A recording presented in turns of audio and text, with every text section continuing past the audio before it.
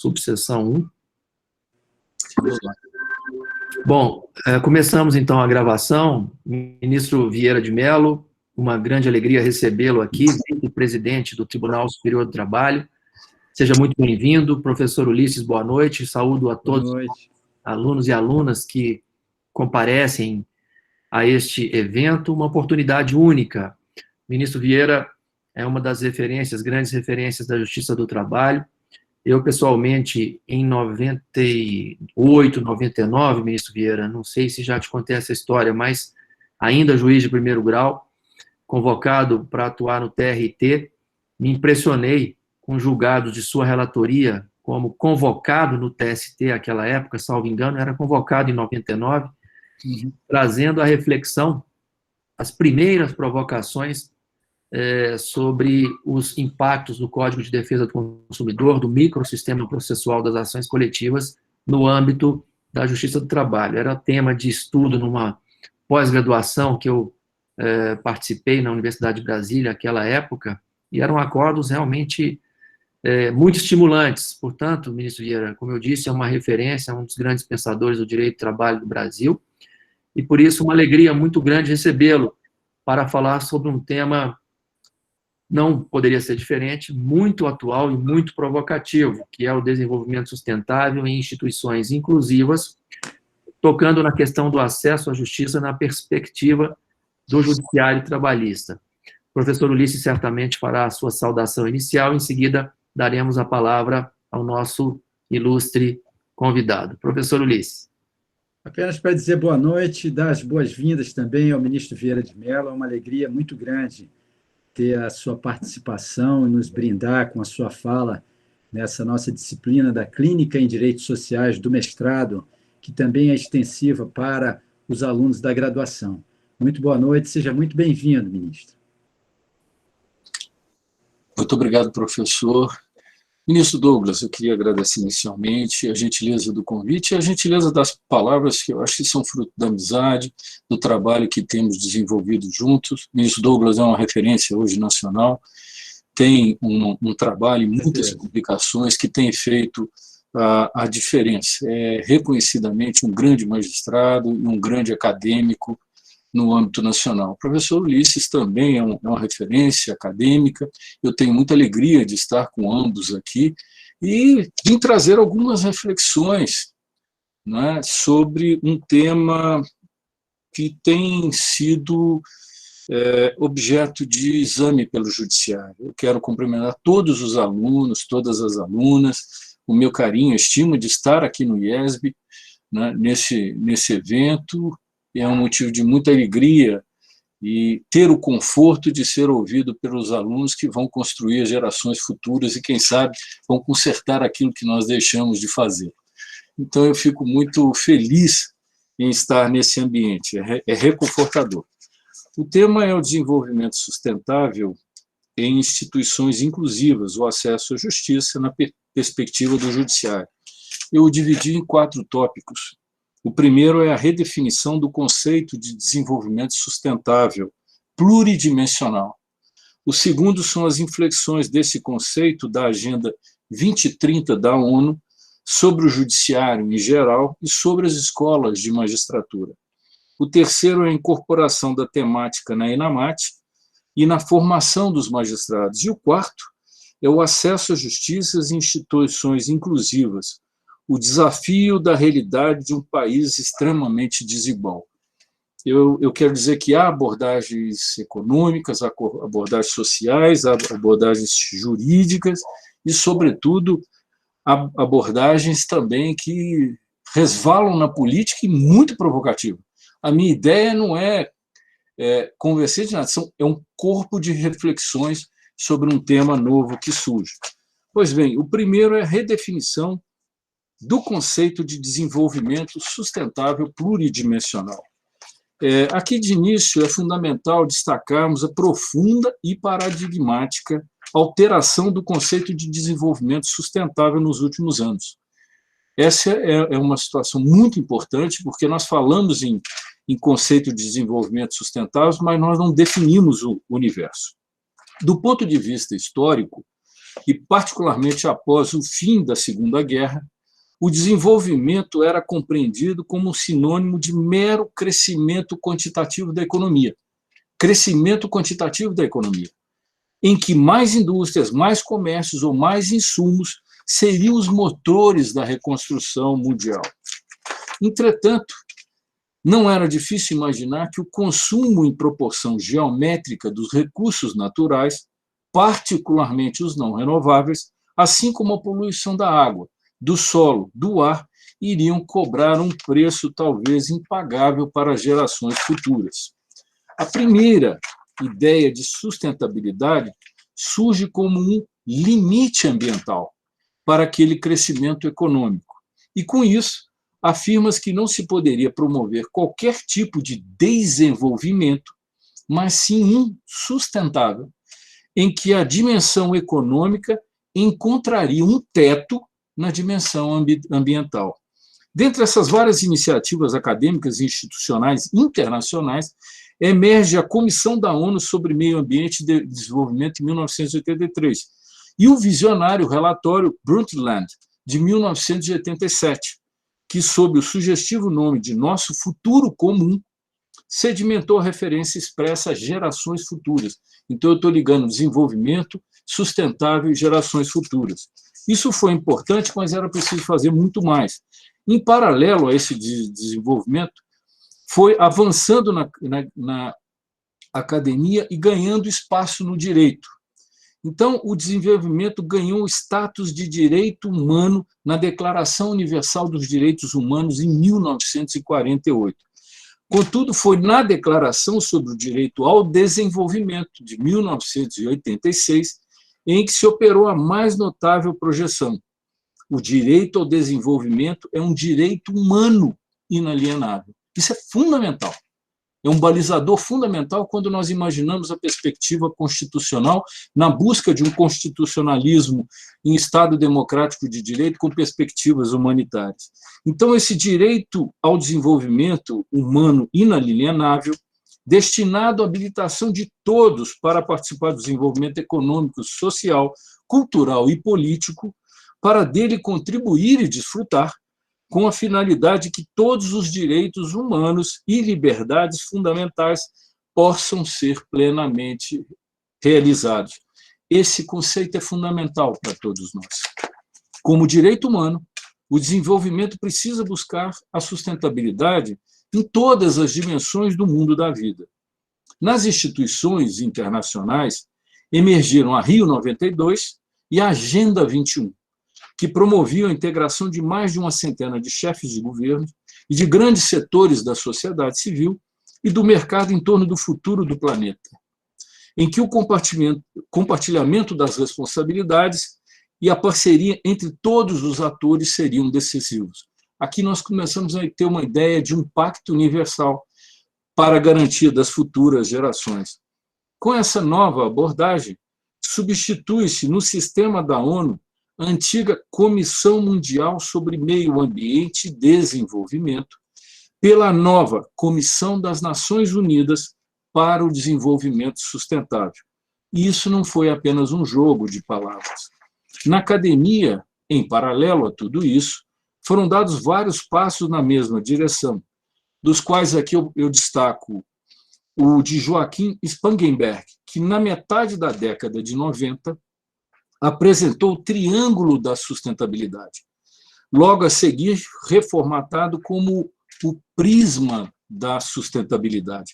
Nesse seu estudo, e no mesmo do sentido que já havia sido dito pela ONU, aponta-se a intercomplementariedade de imperativos ou de dimensões político-institucionais, sociais, econômicas e ambientais. Então, nós imaginamos um triângulo em projeção de terceira dimensão. Numa base temos a econômica, na outra base temos a ecológica, na outra base temos a social. E por trás dela, fechando o triângulo, temos uma base institucional. E nela se conecta a justiça, a institucional e a econômica, a ecológica entre a ecoeficiência e a econômica e a social com a compartilhamento e a social e ecológica, por meio de o acesso, o cuidado e o desenvolvimento. Esse foi o triângulo constituído na academia para a definição desse prisma da sustentabilidade. Essas primeiras iniciativas inauguraram um novo paradigma que já vem sendo denominado de desenvolvimento sustentável pluri- ou multidimensional, cujo marco inaugural é a Agenda 2030 da ONU de 2015. Nesse seu âmbito, a ONU demarcou 17 Objetivos de Desenvolvimento Sustentável, que nós chamamos de ODS, e 169 metas a serem cumpridas por todos aqueles países que aderiram a esse propósito.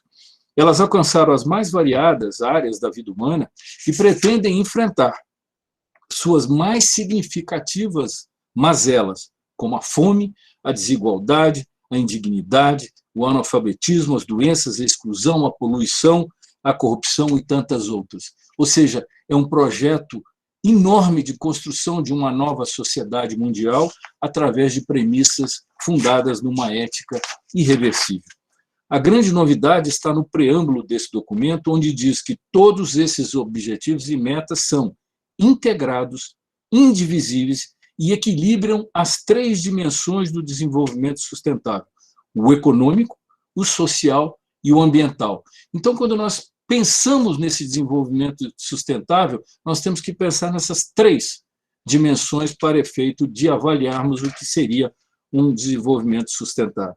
E, por certo, tudo isso como objeto de governança, ou, em outras palavras, de uma dimensão político-institucional, exatamente onde vão prosperar mais adiante as próprias escolas judiciais, por incrível que pareça. E mais do que evidente que essa nova concepção constitui um novo paradigma, em que a sustentabilidade expressa agora significado duplo e diferenciado, de equilíbrio dimensional. Apenas o equilíbrio entre as dimensões social, econômica e ambiental pode receber o atributo de sustentável, de modo que privilegiar o ambiente em detrimento do econômico, ou econômico sobre o social, ou vice-versa, por exemplo, rompe com esse ideal. E de intergeracionalidade. Então, eu tenho duplo significado: equilíbrio dimensional e intergeracionalidade, que significa a sua integração e projeção no tempo, na busca de responsabilidade da geração atual perante as gerações futuras. Ou seja, é um grande chamado às nossas responsabilidades.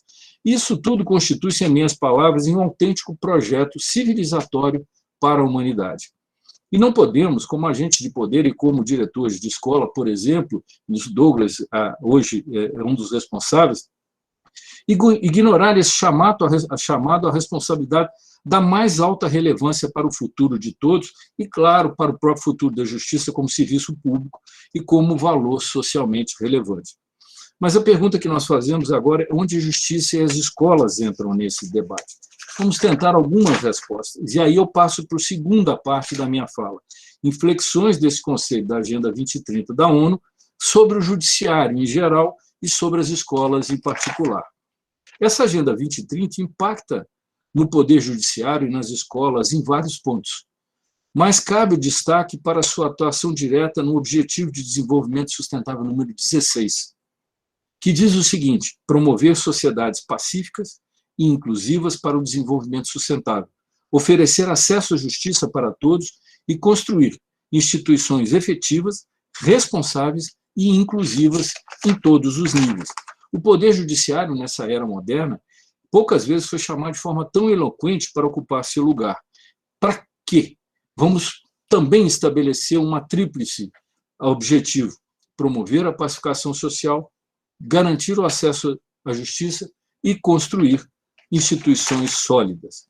As principais metas da ODS 16 referem-se à promover o Estado de Direito em nível nacional e internacional e garantir a igualdade de acesso à justiça para todos. É o item 16.3.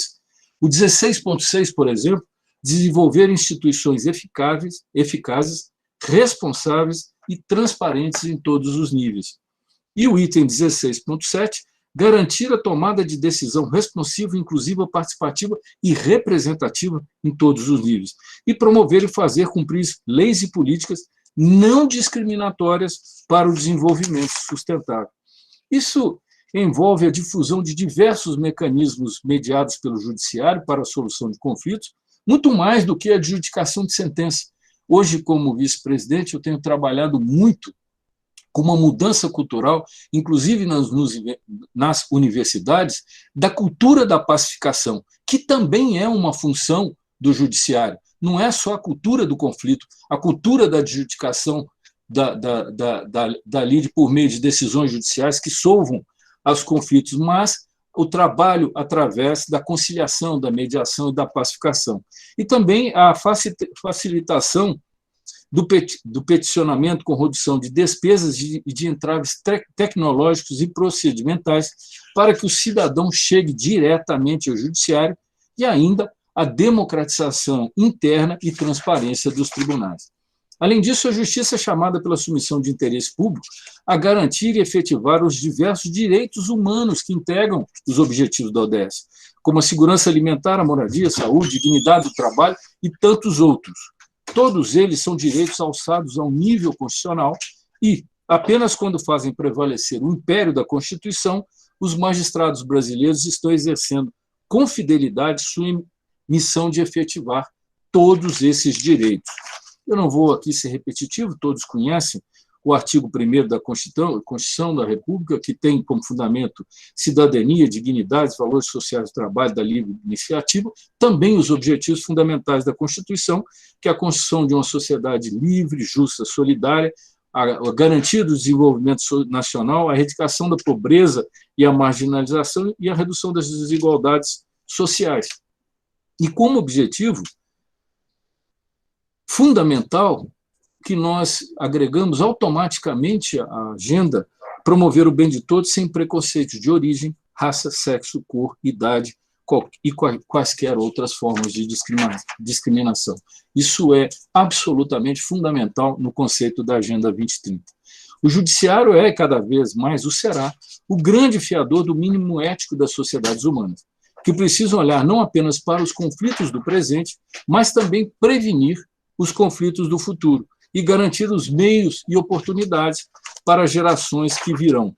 Isto é, em síntese, para a sustentabilidade, a sociedade precisa cada vez mais do serviço público da justiça, dos tribunais, dos magistrados e, claro, das suas escolas judiciais.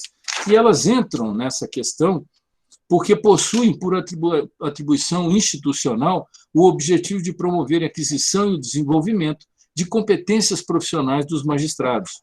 Apenas a ENAMAT e a INFAM, da Justiça Federal e da Justiça Comum, possuem assento constitucional para essa missão, incumbindo-lhes planejar e coordenar todo o sistema de formação profissional dos magistrados, ocupando um lugar estratégico dentro de todos os sistemas de justiça.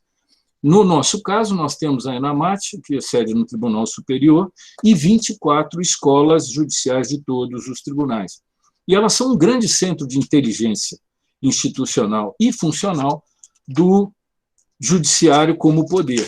Quando olhamos para as possibilidades de atuação das escolas judiciais, cabe destacar a relevância do seu papel no marco dos Objetivos do Desenvolvimento Sustentável da Agenda 2030 da ONU. Além do Objetivo 16, existe ainda um mais específico para as escolas, como centros de produção, gestão e compartilhamento de saberes estratégicos do judiciário, que é o objetivo número 4, que é assegurar a educação de qualidade inclusiva e equitativa e promover oportunidades de aprendizado ao longo da vida. As escolas judiciais exercem ainda um papel transformador continuado para os magistrados e para a própria sociedade. Isso é central no propósito das escolas judiciais, que são atores da educação profissional dos agentes de poder. E, nesse sentido, são protagonistas da cidadania na sua prática concreta e cotidiana exercida pelos tribunais. Passamos, então, agora para a incorporação da temática da ENAMAT e na formação, porque tivemos, em 2018, um grande encontro do Poder Judiciário Nacional, coordenado pelo CNJ, porque hoje nós já temos uma política centrada no CNJ, que sobre a Agenda 2030 no Poder Judiciário, que hoje é a pauta, uma das pautas principais do CNJ, e fizemos um encontro em 2018 e um encontro em 2019, que foi retratado nesse livreto do CNJ, onde encontra-se toda a agenda da 2030 e o Poder Judiciário. E uma conclusão que eu quero trazer à lume é que o processo de internalização da Agenda 2030 é, de fato, árduo e desafiador. A interpretação que fazemos dos Objetivos de Desenvolvimento Sustentável, em um primeiro momento, é que a tarefa de os implementar recai unicamente sobre o Poder Executivo. Entretanto, sabemos que é no Poder Judiciário que os cidadãos irão reivindicar seus direitos sociais individuais, garantias e valores, e, em última análise, alcançar os resultados das ODS. Por isso a importância do Poder Judiciário. E o estudo que foi levado a efeito pelo Poder Judiciário, a partir de tabelas processuais unificadas, é possível identificar os assuntos mais demandados por ODS e, consequentemente, de que forma a prestação jurisdicional pode ser avaliada pela ótica da Agenda 2030, a quantidade de atos ou normativos editados pelos tribunais relacionados às ODS e a quantidade de indicadores, fonte primária no Poder Judiciário, capaz de retratar as dificuldades da sociedade brasileira, ou, ao menos, identificar onde as políticas públicas podem e devem ser trabalhadas, segundo visualização das quais as ODS estão associadas em processos judiciais. Por isso a importância desse projeto, e que tem sido desenvolvido agora a pleno vapor pelo CNJ e a Justiça Federal, e nós ainda estamos dando alguns passos nessa direção. E esse ponto, por isso, é importante para a incorporação das escolas nos temas e debates que ela coordena. Essa temática da sustentabilidade, por incrível que pareça, ela ingressou no âmbito de formação da ENAMAT logo no seu segundo biênio, em 2009, com a elaboração do Programa Nacional de Formação Continuada, que instituiu a política educacional para todos os magistrados vitalícios. Ela ganhou ampla normatização em 2010 com a Resolução 4, que implantou uma tabela de competências profissionais da magistratura do trabalho aplicada a magistrados de primeiro e segundo grau, e desde a sua edição, a sustentabilidade ocupa um papel destacado como componente nuclear da formação. Então, desde 2010, foi definida essa competência de atuar no espaço judiciário como responsabilidade social e ambiental. Isso é fundamental até por uma relação com a comissão de documentação, onde nós podemos marcar os processos em que há realmente um grande impacto quanto aos objetos das ODS. E por isso que nós fixamos, e os magistrados compuseram, um eixo teórico-prático de competências gerais e, mais especificamente, um sub-eixo de formação dessas competências profissionais, que se desdobram em 3 dimensões: reconhecer a responsabilidade socioambiental do Poder Judiciário e seus integrantes, adotar posturas proativas na implementação de novas práticas profissionais compatíveis com as novas demandas e expectativas socioambientais perante a instituição e promover ações de conscientização de outros atores judiciários sobre a importância da responsabilidade social e da sustentabilidade ambiental. Nesse ponto, é importante destacar que a sustentabilidade, em alguma de suas dimensões, está incorporada em vários cursos que a ENAMAT tem levado a efeito. E, a partir de 2018, houve uma mudança para se redesenhar um modelo de formação em torno de 4 eixos que dizem respeito à eticidade, alteridade, resolução de conflitos e direito e sociedade, exatamente para englobar aquilo que a dimensão da Agenda 2030 também proclama para o Poder Judiciário. E esses eixos vão muito além de apenas incorporar a sustentabilidade na formação, porque com a nova estrutura de dimensões integradas, os grandes temas dos Objetivos de Desenvolvimento Social da Agenda 25 vão ser completados e complementados e contemplados, direto ou indiretamente, por esses eixos.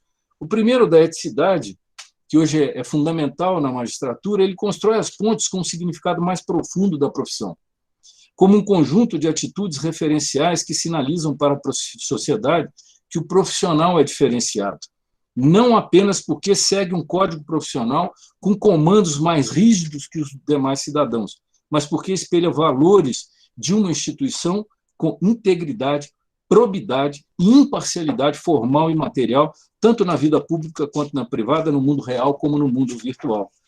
Hoje, isso nós vemos a grande importância, sobretudo pela atuação de magistrados, seja como magistrados ou como cidadãos, em redes sociais. O segundo é a alteridade, porque ele religa o cidadão, juiz, com toda a sociedade e cada um de seus integrantes, sejam eles atores judiciários ou cidadãos comuns que buscam o serviço da justiça, ou, ainda mais longe, que simplesmente cruzem com o juiz nos seus muitos espaços do mundo da vida, na rua, em qualquer lugar que ele vá, numa farmácia, numa escola dos filhos, etc.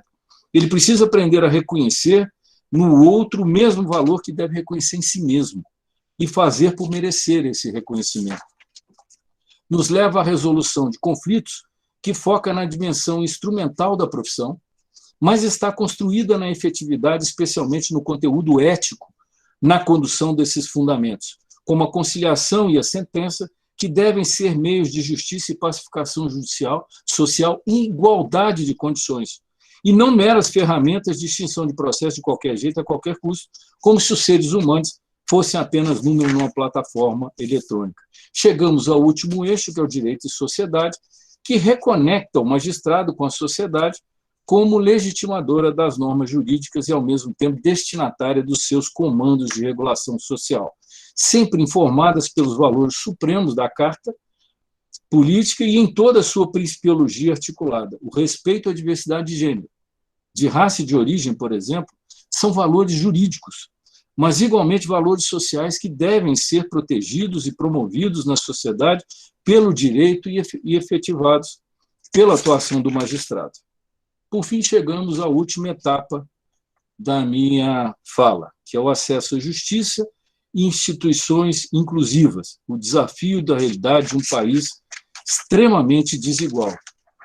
Aqui eu quero salientar que são reflexões e muito provocativas, que vão entrar, inclusive, em aspectos de natureza política que envolvem esse tema. Mas aqui apenas para a reflexão de todos. Nessa última parte, deve-se sair do debate meramente teórico-conceitual para que nós entremos na fria e dura realidade que demonstra a necessidade de afirmação do princípio do acesso à justiça, que está previsto na Agenda 2030 como um objetivo fundamental, como instrumento de concretização de inúmeros direitos humanos conectados com o desenvolvimento pluridimensional. Não há desenvolvimento integral sem pleno acesso à justiça. É o que se extrai de uma das ODS da Agenda 2030. Nós temos alguns dados da pobreza, exclusão social e desigualdade no Brasil. Em 2015, 3,8% da população brasileira, o equivalente a quase 7,8 milhões de pessoas, vivia em situação de pobreza multidimensional. O que significa isso? Sofria privações no acesso à saúde, educação, água, saneamento, eletricidade e padrões de habitação adequados. Divulgado em julho de 2019, o Índice de Pobreza Multidimensional, o IPM Global de 2019, avalia as formas como os indivíduos têm condições de vidas básicas negadas por causa da miséria. Para calcular o índice, o PNUD utiliza 10 indicadores divididos em 3 categorias, que é o que nos importa. Primeiro, classificação saúde, agência média nutrição e a mortalidade infantil. Segundo, quesito educação, são avaliados os anos de escolaridade e a frequência escolar. E o terceiro, os padrões de vida. O organismo investiga dados sobre a disponibilidade de saneamento, água potável, eletricidade, moradia e recursos.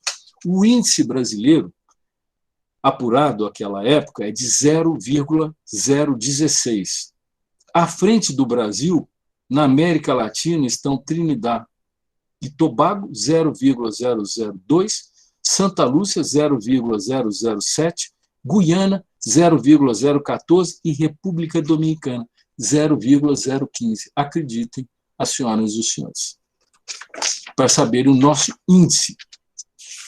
Quanto mais afastado do valor positivo 1, pior é o nosso déficit em termos dessas condições que calculam a pobreza multidimensional. Ou seja, a nossa história é muito grave. Em 2017, os 10% da população com os maiores rendimentos detinham 43,3% da massa de rendimentos do país. São pessoas que recebem entre R$ 13.560 a R$ 33.900. Abaixo deles, 4% recebem entre R$ 6.780 e R$ 13.560. Abaixo deles, a pirâmide vai descendo, 9% recebem R$ 3.390 a R$ 6.780. 20% abaixo deles recebem entre 1.356 e 2.034. Abaixo deles, 66% da população brasileira ganham até R$ 2.034. Tem renda familiar de até R$ 1.356. 46% da população brasileira. Esses dados são 17, houve alguma atualização lá, mas são os dados existentes até agora. 26,5% da população brasileira vive com menos de R$ 406 por mês. Aqui há mapas que não há condição de expor aqui, mas mostra as regiões brasileiras mais afetadas. A desigualdade de gênero no Brasil mostra que a taxa de frequência escolar no ensino médio, homens, 63%, mulheres, 73,5%. Proporção de adultos com ensino completo. Cor branca, 20,7%. Mulheres, 23,5%. Negros, homens, 7%. Mulheres, 10%. Né? Temos uma diferença salarial entre mulheres e homens de R$ 1.764 para as mulheres e R$ 2.306 para os homens. Os indicadores gerais de desemprego, o PNAD-C, taxa de ocupação, revelam que até dezembro, janeiro de 2018, tínhamos 12,6 milhões de pessoas sem emprego. Hoje chegamos a 14 milhões e 300 mil pessoas. Nós temos aqui, no índice do portal G1, do CAGED, que entre a formalidade e a informalidade, nós temos uma linha crescente de trabalhadores sem carteira por conta própria de 2018, chegando em média de 35 a 36 milhões de pessoas. E os trabalhadores com carteira assinada em uma descendente, que está chegando na faixa dos 33 milhões de pessoas. O número de ações trabalhistas nesse período, nós tivemos em 2016 um top de 1.824 ações. Em 2018, elas caíram para 1.391, ou seja, foram menos 21% em relação ao percentual total. Qual é a primeira observação que eu quero trazer com isso? Acesso à justiça em queda, com aumento de desemprego e de informalidade. Ou seja, as novas ações reduziram-se para 1.391 em média em dezembro de 2018, enquanto que os trabalhadores sem carteira chegaram a 35,5 milhões e a taxa de desocupação em 13,1 em dezembro de 2018. O que isso significa? Uma observação evidenciada. O número absoluto de demandas na Justiça do Trabalho, que é uma justiça que enxerga um lado do Brasil que ninguém mais vê, que são aquelas pessoas que estão prestando serviço por conta alheia, caiu em termos absolutos, a despeito de que nós tenhamos um aumento do número de desemprego e um aumento da informalidade. Esse acesso à justiça foi reduzido porque ocorreu a queda na proporção inversa do desemprego e da informalidade, com o receio do trabalhador ou ex-empregado de demandar em juízo, contrariando a linha histórica de que o aumento das demandas acompanhava o aumento do desemprego. Isso contraria, por exemplo, uma tese difundida na reforma de que haveria geração de empregos e menos conflitos. Os conflitos persistem, mas não estão sendo levados ao sistema de justiça. Uma segunda observação quanto ao acesso, com base nos dados do CNJ, é que o acesso à justiça foi reprimido, com manutenção do mesmo perfil de pedidos ou demandas, mesmo com a queda no mérito quantitativo. Então, até 2017, por exemplo, nós tínhamos, em primeiro lugar, aviso prévio, multa do 477, FGTS, multa, férias proporcionais, adicional de férias, temos um ranking das 10 pretensões deduzidas na Justiça do Trabalho. No ano pós-reforma, se mantiveram as mesmas, não houve mudança nem na ordem de classificação das demandas deduzidas em juízo. Elas todas se mantiveram na mesma proporção. Então, qual é a segunda constatação? A despeito de uma redução quantitativa de ações, não houve alteração qualitativa em seus objetos, mantendo-se proporcionalmente os mesmos pedidos.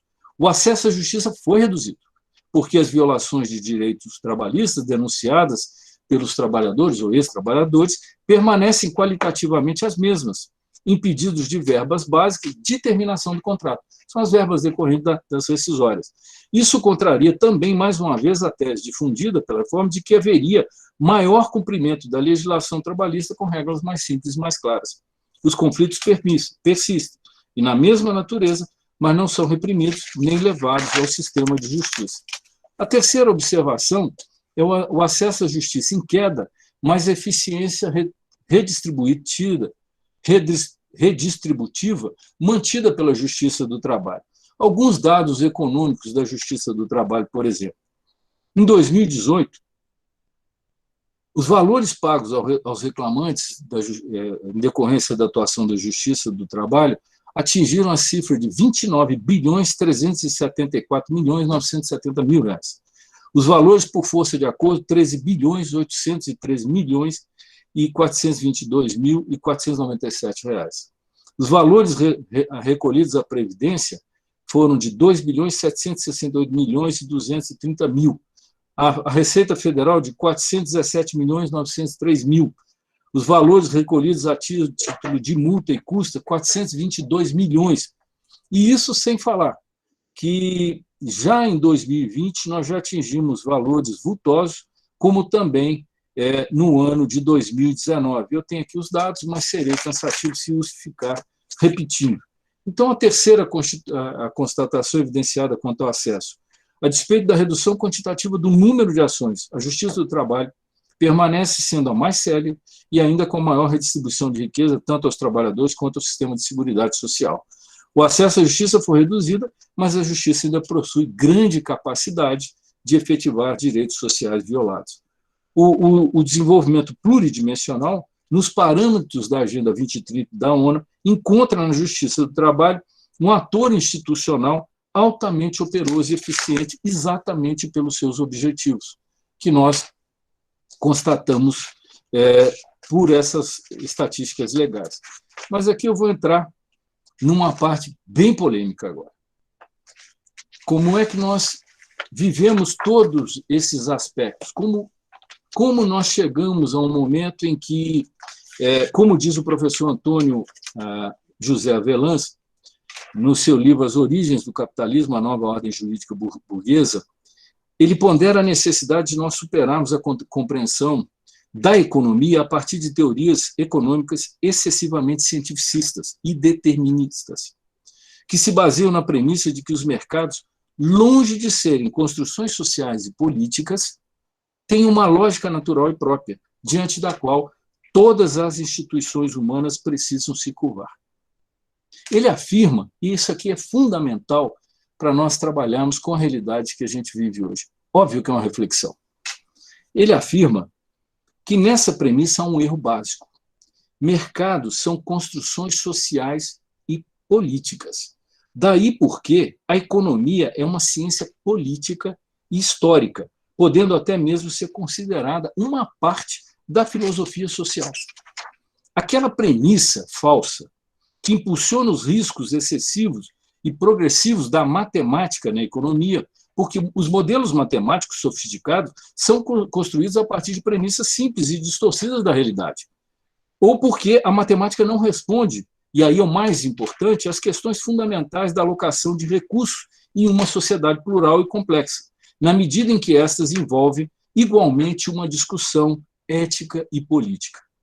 A naturalização e autonomização dos mercados estimula a conclusão de que não se pode fazer política contra os mercados. E nisso há uma perda de soberania dos povos para decidirem seus destinos, comprometendo de forma irremediável a própria democracia. mercados sempre dependeram do direito como instituições sociais e políticas que são. Por isso que o direito capitalista não fez outra coisa senão regular a economia. Daí a conclusão de que o Estado neoliberal, longe de ser um Estado mínimo, é um Estado absolutamente interventor e violento, desde que a intervenção se dê a favor de um dos seus lados. Mas o 1% mais rico, aquele da base da pirâmide, por isso que fiz referência a ela, precisa convencer os 99 restantes. E aí quem entra para nos dizer e nos dar trazer uma reflexão séria é o prêmio Nobel, o Stiglitz. E ele diz o seguinte: quais as estratégias? Quais as estratégias? Primeira, lobby. Altera por completo a representação democrática e a própria noção de república. Eu quero dizer para os senhores que eu não estou falando aqui do nosso país, eu estou falando de uma construção que está no mundo inteiro. Segundo, manipulação da informação pelos meios de comunicação em massa. Os agentes da mídia não apenas retratam a realidade, mas podem criá-la de acordo com os seus interesses e interesses dos grupos econômicos que representam ou às vezes pertencem. E a terceira que Joseph Stiglitz nos traz é o processo de captura intelectual. Esse é muito sério, por meio dos quais teorias pagas são produzidas na academia sem nenhum constrangimento ou transparência, diante da ausência de políticas acadêmicas que impeçam os conflitos de interesse. Muitas vezes a gente assiste na televisão alguém se apresentando como um professor universitário, mas, ao fim e ao cabo, é consultor de uma determinada entidade econômica, ou seja lá de que ordem for, ou de que natureza for. No fundo, ele tem um conflito de interesse que todo hoje há uma grande intelectualidade que se envolve em torno de criação de limites para atuação nesses ambientes. E aí essas utilizações de políticas de trickle-down, onde é aquela que assim, eu vou levar para os mais ricos e com isso o bolo vai inchar e todos vão receber, ficou provado que a adoção dessas medidas restritivas em face das classes mais baixas, sem restringir a das classes mais altas, que precisam continuar a ter recursos para empreender, investir e com isso recuperar a economia, não funciona. E aí, por trás disso, o que se verifica claramente quando se fala no determinismo econômico? Um debate ideológico por trás dos temas da economia. É simplesmente isso. Em razão disso, passam a ser legalmente difundidas e aceitam ideias como a de que a recuperação da economia em situações de crise depende de flexibilização de mercados e da menor remuneração do trabalho, o que aumentaria o investimento e até o nível de emprego. Isso, de fato, não ocorreu. E não ocorre, e não há estatisticamente nenhuma comprovação quanto a isso. Isso está mesmo no plano de uma colocação retórica. Hoje, enormes artigos e livros acadêmicos de economistas americanos e europeus, sociólogos da economia, todos eles trazem isso muito claro. E nisso se reflete uma coisa interessante em razão ao primeiro item de que nos alertava o professor Avelance, do lobby, que altera a representação democrática. E aí é uma obra muito interessante que chama-se A Pilhagem, ou seja, é a pilhagem do Estado de Direito. É um livro de dois professores da Universidade de Berkeley, na Califórnia, Hugo Mazet e Laura Nader, que eles tratam do lado obscuro do direito, quando o direito é formado por aqueles que são mais fortes, que se apropriam do direito quase que uma mercadoria e fazem dele o uso para manter os seus próprios interesses e suas finalidades. E o que chamam aqui, os teóricos do imperialismo euro-americano afirmam reconhecer o Estado de Direito como um princípio fundamental do processo civilizatório. Mas o seu lado obscuro, ele fica à margem de discussões. E é nisso que o livro se debate, se estrutura e se constrói. É uma leitura extremamente relevante, porque nós precisamos trabalhar com interdisciplinariedade. Isso aqui é um livro quase de ciência política e social, e nós temos que observar todas essas obras e essa interdisciplinariedade para podermos estruturar os nossos pensamentos e compreender melhor. Ou seja, as universidades, os atores sociais e as próprias escolas têm que provocar aqueles para a reflexão daquilo que eles não conhecem. O progresso dogmático ou as atualidades dogmáticas, elas são necessárias, mas é preciso um conhecimento muito aberto, como diz o professor Edgar Morin. E esses autores de Berkeley, eles dizem que o direito tem sido usado para justificar, administrar e sancionar conquistas e a pilhagem ocidentais, o que tem resultado em imensas disparidades globais. Eles aludem à questão do petróleo, a uma série de temas importantíssimos discutidos. E quando esses agentes empresariais, que hoje são conformados em grandes corporações, dominam os estados ou se unem de modo intrínseco a eles, o direito transforma-se em um produto da economia. E o que outrora constituiu domínio ocidental, aquilo que é iminente ao processo civilizatório, ele converte-se num capitalismo empresarial multinacional. E essa concepção de uma sociedade justa exige que evitemos uma ideia de liberdade que permita imensas desigualdades, porque o Estado de Direito invariavelmente é usado para proteger o desempenho financeiro. Hoje, os grandes economistas, também americanos e europeus, têm trabalhado, e há vários autores, Paul Krugman, Abindi, Esther Duflo e vários outros têm trabalhado que assim, desigualdade não gera crescimento sustentável e não gera o crescimento da economia. Pode estar naquele conceito antigo, mas jamais no conceito moderno de crescimento sustentável. Um exemplo muito usado por isso é o Chile, porque o Chile tinha um crescimento aparentemente vertiginoso, mas internamente a desigualdade era absurda e a pobreza era enorme, e o país acabou ruindo nos seus desafios. A partir disso, é muito interessante, e a proposta aqui é de provocá-los, um livro que eu me debrucei ano passado de forma muito contundente, de uma jornalista canadense. E pode parecer um pouco assim, o que isso tem a ver com direito? Tem muito a ver com direito. Porque esse livro chama-se A Doutrina do Choque. Essa Doutrina do Choque é um livro que ele alude à própria terapia do choque. Eu só quero perguntar aos novos professores se meu tempo já acabou, eu já passei, se for o caso, eu concluo. E não prossigo no... Meu caro, por favor, prossiga. Nós não estamos nem percebendo o tempo passar. Pois bem, então... eu vou entrar nessa parte da doutrina do choque, que ela é muito relevante. O nome desse livro, como alude à própria terapia do choque, é uma terapia que foi desenvolvida pelo Dr. Ewen Cameron para curar traumas e aflições psicológicas. Essa técnica, cujo nome decorre do fato de realmente se utilizar de choques elétricos. E ele partiu, então, da premissa que, para curar os pacientes com grandes traumas, era necessário, primeiramente, levá-los a um estado de confusão permanente e apatia. Vocês devem estar me perguntando por que eu estou falando isso, mas eu vou chegar lá. Essas circunstâncias, os indivíduos estariam tão psicologicamente fragilizados e fisicamente esgotados que se assemelhariam a uma folha em branco, abertos à reconstrução de uma nova e saudável identidade.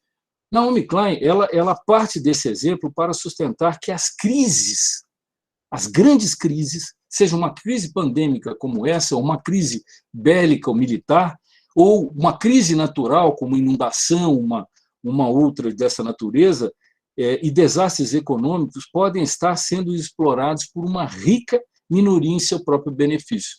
Não me estranhe, é isso mesmo.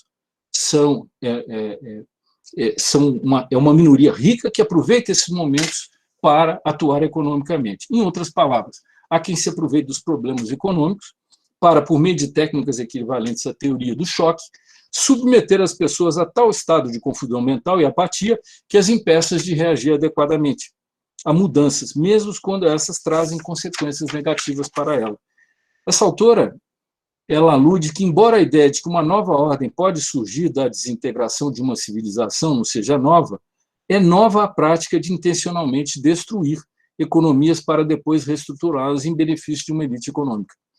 Nesse ponto, ela se refere especificamente a um poderoso grupo de economistas que foi liderado por Friedman e seus colegas da Chicago School, afirmando que todos eles se inspiraram na terapia do choque, passando a utilizar suas técnicas para justificar as reformas dolorosas que procuraram implementar. Ela, então, dá os exemplos que foram usados, inclusive em ditaduras, como no caso do Chile, que houve uma implementação de uma pauta econômica totalmente adversa, segundo o interesse de uma minoria, em face de um momento conflituoso em que houve um golpe militar e que rompeu com a tradição constitucional democrática.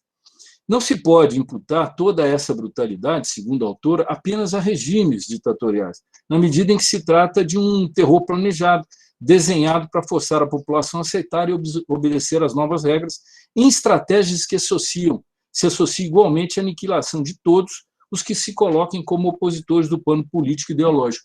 Nisso, numa obra recente, que é maravilhosa e imperdível, do professor Jorge Abud, que é o Direito Constitucional Pós-Moderno, ele vem, na sua primeira etapa, dividida em 3, a degeneralização do direito, a técnica da decisão e a procedurização. Ele mostra na degeneração do direito que um dos pilares que trabalhou com isso, e o exemplo forte que ele trabalha é o exemplo da Alemanha nazista, é exatamente a polaridade entre o certo e o errado. Os que estão do meu lado e os que estão contra mim, os que estão da minha ideologia, os que estão contra a minha ideologia. Isso porque se fundamenta não mais num ordenamento jurídico e numa Constituição democrática, mas sim numa ideologia ou numa Constituição política para justificar todas as ações.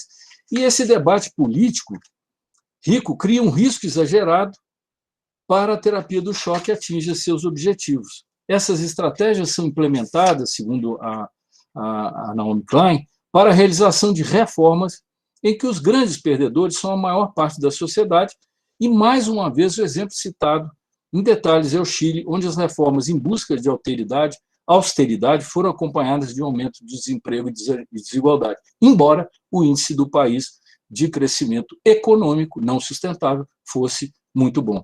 Por essa razão, é que o Chile, então, era considerado um modelo de economia das reformas de Chicago e era considerada a 8ª nação mais desigual do mundo. Aliás, o modelo de crescimento do Chile até hoje é extremamente questionado, considerando a pouca diversidade da indústria, a dependência externa e problemas na saúde, educação, previdência, além da manutenção da desigualdade. Enfim,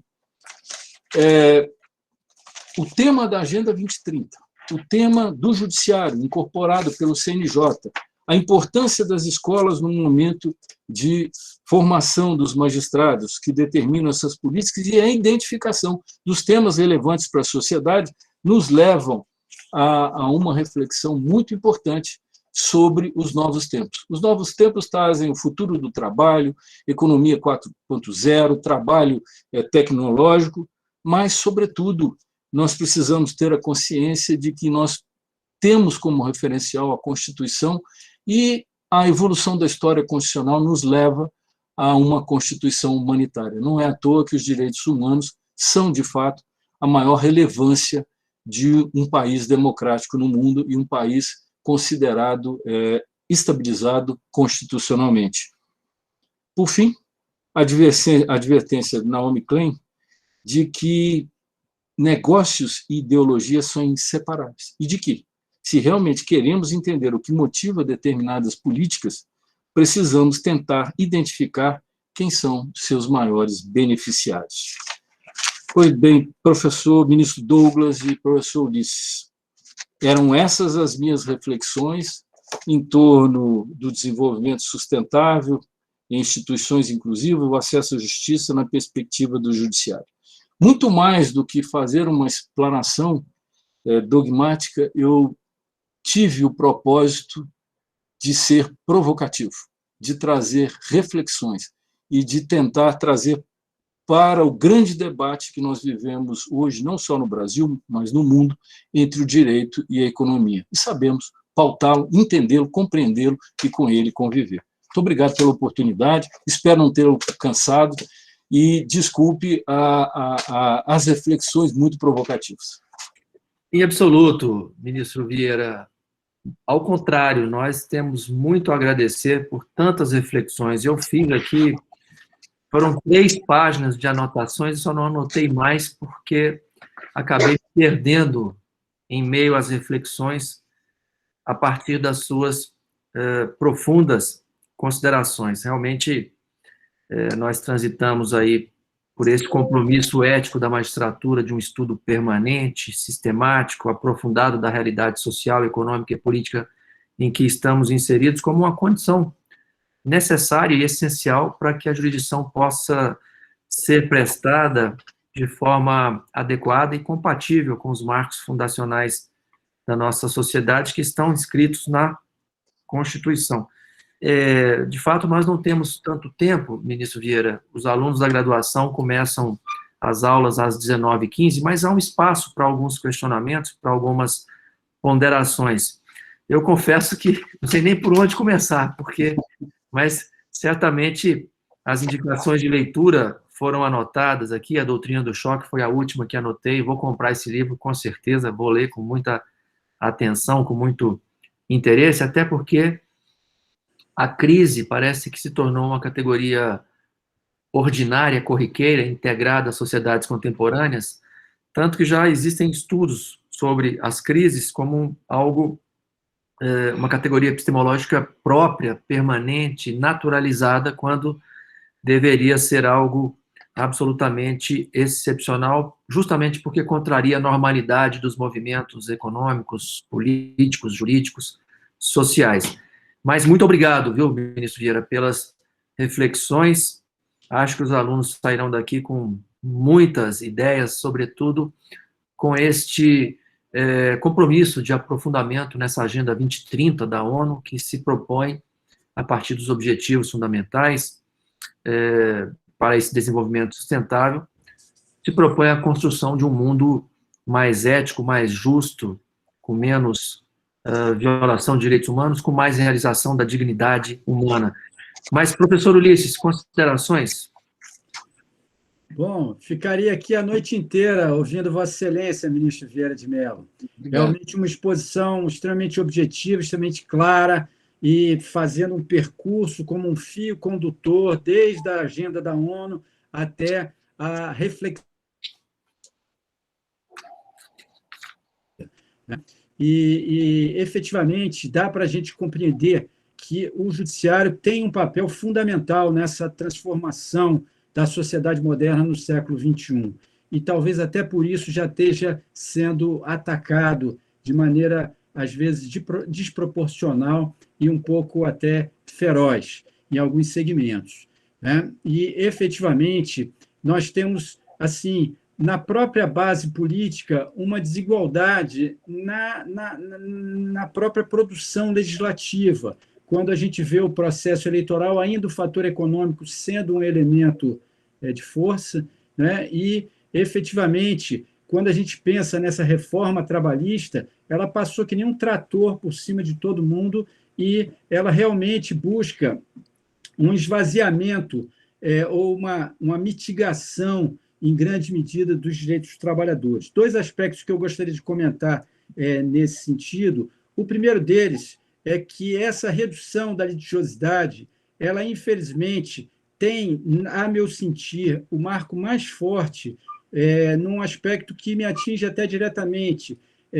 Considero uma covardia imputar ao trabalhador honorário de sucumbência quando ele tem um pleito que não é reconhecido pela justiça. Por mais que tenhamos pessoas que fazem pleitos indevidos, sabendo que são indevidos, eu sei que a grande maioria anda direito, a grande maioria faz discussões reivindicando realmente o que acha que é justo, e esse grau de punição, é claro que eu trago a visão simples da advocacia, Nós temos como advogados que alertar o nosso cliente dos riscos que ele corre ao provocar o judiciário, e essa redução, em grande medida, ela se deve a esse receio. Então, talvez, a meu sentir, assim, o ponto mais grave do acesso à justiça na reforma trabalhista está nesse ponto que, a mim, me parece absolutamente inconstitucional, e, se Deus quiser, um dia será declarado dessa forma pelo Poder Judiciário. O outro ponto, só para não ser muito longo, ministro Vieira de Mello, eu, particularmente, sempre me orientei pela doutrina social da Igreja Católica, e a doutrina social da Igreja Católica, ela rejeita essa oposição de classes, como se empregado e empregador estivessem em campos opostos, antagônicos e irreconciliáveis, né? Efetivamente, podem ter interesses que, para um lado ou para o outro, distintos, mas, efetivamente, ambos têm que caminhar em conjunto. E me parece uma visão equivocada que a mitigação de direitos vai levar a uma prosperidade do polo patronal, porque o polo patronal ele é o polo empresarial que produz para o mercado, e o mercado ele precisa de ter compradores, e os compradores são os próprios trabalhadores que estão inseridos dentro desse sistema, né? Então, volto àquela máxima que é extraída da doutrina social da Igreja, desde lá da Rerum Novarum, de que há um possível mercado onde todos ganhem, onde uma maior remuneração do trabalhador, uma maior distribuição de renda, e não é só a aplicação da legislação trabalhista, pura e simplesmente, é uma política de distribuição de renda que leva a um mercado mais forte em termos de consumo. E a gente pode perceber, só para concluir, na história recente do nosso país, nós tivemos um período muito grande, não pelo meio da legislação trabalhista, mas por esses programas de distribuição de renda, uma inserção, salvo engano, na casa de 28 a 30 milhões de pessoas que foram retiradas da linha da pobreza. Por coincidência, foi o período em que o país cresceu proporcionalmente a essa inclusão. Então, me parece que esse caminho do enxugamento ser a solução, ele está demonstrado que ele empiricamente é um caminho errado, porque efetivamente é necessário que todos ganhem, não basta a economia chegar num futuro melhor, a economia tem que chegar junto com o social e agora mais ainda com o ecológico, né? Então, são essas duas observações que eu gostaria de fazer, parabenizando Vossa Excelência e dizendo, olha, esperamos ouvi-lo muitas vezes aqui no IESB. Me permita só 5 minutinhos, professor Ulisses. Diante da fala, professor Ulisses, apenas umas colocações para referendar exatamente o que o senhor acaba de falar. Hoje nós temos uma situação muito interessante, porque os Estados Unidos têm mostrado uma mudança na trajetória do tratamento econômico. O presidente Biden tem dito que os trabalhadores americanos são responsáveis pela construção daquela nação. E, com isso, agora fortalecem os sindicatos, porque eles são os elementos compensatórios na economia para efeito de negociar com os empresários. Então, a economia injeta, nós estamos diante de um New Deal do século XXI, para que exatamente se aconteça essa perspectiva. Quanto mais riqueza eu tiver distribuído, maior circulação de riqueza teremos e maior a possibilidade das pessoas enriquecerem cada vez mais. Ou seja, é uma ideia keynesiana. E ela é tão interessante que tem um empresário da indústria da alimentação nos Estados Unidos, em Seattle, chamado Nick Hanauer. E ele, então, desafiou toda a indústria alimentícia naquela época. Há poucos anos atrás, tem alguns anos atrás, ele disse o seguinte: vamos subir o valor do salário mínimo em Seattle, que é a ideia de que o salário mínimo não pode ser elevado porque não terá condição de pagar. E conseguiram, no movimento, subir o valor do salário mínimo em Seattle. O que gerou? Gerou um aumento do consumo, uma distribuição de renda e uma circulação muito maior da economia. E hoje os economistas americanos têm trabalhado demais com a ideia do salário mínimo, com a ideia do fortalecimento do sindicato e com a ideia da riqueza sustentada, da riqueza social.